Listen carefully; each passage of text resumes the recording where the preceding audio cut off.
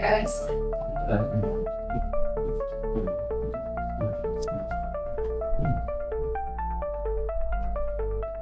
And do the pose in the middle, please. Yes.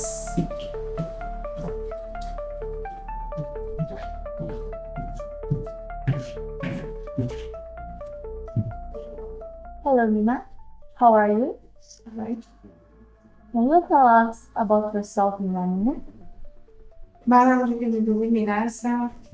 جنس و سنم مادر سه فرزند، شغل پرستاری دارم و زندگی پرمشغله. من یه شرکت خصوصی دارم، شرکت پرستاری برای کودکان فقط مریض و از 2018 شرکتم تأسیس کردم. Okay, and what was the biggest failure in your life and how did you overcome? همونجور که الان گفتم من یه پرستار کودک.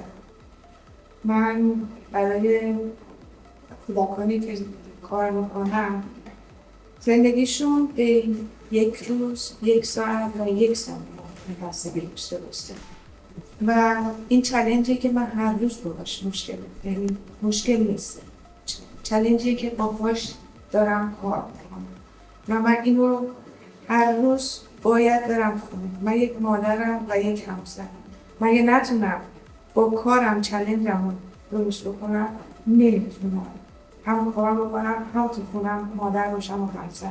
اگه من نتونم این چالش رو هر روز با خودم حل بکنم، پس نمیتونم برم خونه به بچه ها عشق بدم، به شوهرم عشق بدم.